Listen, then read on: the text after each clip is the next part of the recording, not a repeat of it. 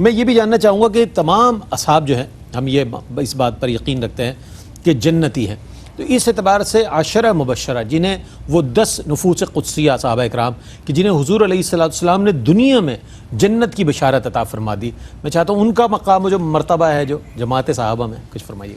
اچھا، پہلے تو یاد رکھیں کہ عشرہ مبشرہ، عشرہ کہتے ہیں 10 کو، اور مبشرہ کہتے ہیں جن کو خوشخبری عطا کی گئی۔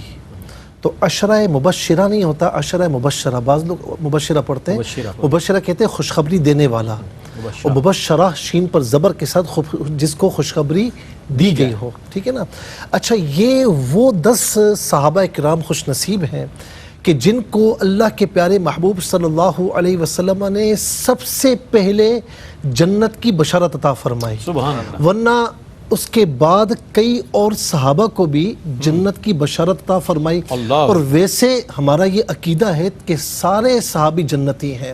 اس کی وجہ یہ ہے کہ وَكُلًّا وَعَدَ اللَّهُ الْحُسْنَى رضی اللہ عنہم وَرَضُوا عَنْهُ، یہ تمام کی تمام جو تبشیرات ہیں وہ حضور نبی کریم علیہ السلام کے صحابہ اکرام علیہم الرضوان کے لیے ہیں۔ اچھا، پھر ان کے لیے جنتیں تیار ہیں، لیکن خاص طور پر سب سے پہلے چونکہ ان کو خوشخبری عطا فرمائی تو اسی لیے یہ عشرہ مبشرہ کے نام سے مشہور ہیں۔ ورنہ مجھے یہ بتائیں کہ عشرہ مبشرہ میں امام حسن رضی اللہ تعالیٰ عنہ کا نام آتا ہے؟ نہیں۔ امام حسین رضی اللہ تعالیٰ عنہ کا نام آتا ہے؟ نہیں آتا نا، لیکن دونوں کے دونوں جنتی نوجوانوں کے سردار ہیں، نوجوانوں کے سردار ہما سیدہ شبابی اہل الجنہ۔ اچھا، سیدہ خاتون جنت کا نام آتا ہے؟ جنت والے وہ جنت والے نوجوانوں کے سردار ہیں۔ میرے کہنے کا مقصد یہ ہے کہ ایسا نہیں کہ جنت کی خوشخبری جو عطا فرمائے گی تو باقی صحابہ محروم ہیں، ایسا نہیں ہے، سب کے ساتھ یہ ہے، لیکن یہ وہ خوش نصیب ہے کہ خوشخبری دی گئی۔ سیدہ خاتون جنت رضی اللہ تعالیٰ عنہ کا نام اس میں نہیں ہے، لیکن خواتین کے لیے وہ سردار ہیں، جنتی خواتین کی سردار ہیں، اور ان کے صدقے میں جنتیں ملنی ہیں۔ امام حسن اور امام حسین رضی اللہ عنہما کے صدقے میں جنتیں ملنی ہیں۔ اسی طریقے سے جعفر طیار رضی اللہ تعالیٰ عنہ، ان کا نام نہیں ہے اس میں، لیکن فرمایا کہ جعفر طیار کہتے کیوں ہیں کہ جنت میں ان کے 2 پر ہوں گے اور جنت میں یہ اڑ رہے ہوں گے۔ حضرت بلال رضی اللہ تعالیٰ عنہ، ان کا نام اس میں نہیں ہے، لیکن معراج کی شب سے جب واپس آئے تو فرمایا کہ بلال کیا بات ہے کہ میں تیرے قدموں کی آہٹ جنت میں سنتا ہوں، اور یہی بلال ہوں گے جو حضور نبی کریم علیہ السلام کی سواری کی لگام پکڑے ہوئے جنت میں داخل ہوں گے، ٹھیک ہے نا۔ لیکن یہ عشرہ مبشرہ خاص کن کے ساتھ ہے؟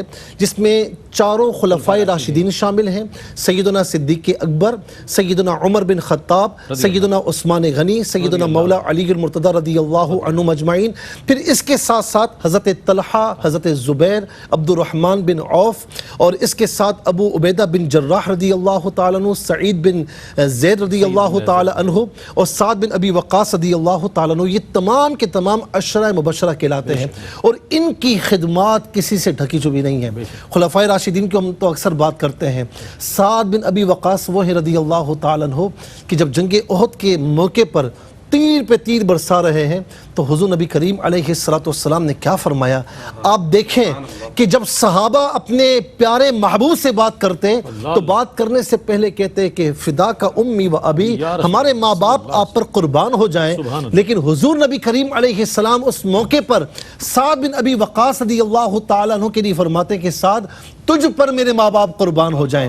حضرت طلحہ کو طلحۃ الخیر کہا، حضرت ابو عبیدہ بن جراح رضی اللہ تعالیٰ عنہ کو امین الامہ کہا۔ تو یہ وہ صحابہ ہیں کہ جن کو اللہ کے پیارے محبوب علیہ السلام نے سب سے پہلے جنت کی خوشخبری عطا فرمائی، اور اس کے بعد بھی کتنے ایسے ہیں جیسے عثمان رضی اللہ تعالیٰ نے 2 مرتبہ جنت خریدی، جی کئی مرتبہ جنت خریدی، اس کے علاوہ دیگر صحابہ بھی ہیں۔ تو تمام صحابہ وہ ہیں جو جنتی ہیں، اور عشرہ مبشرہ کا اختصاص اس میں کیا جاتا ہے۔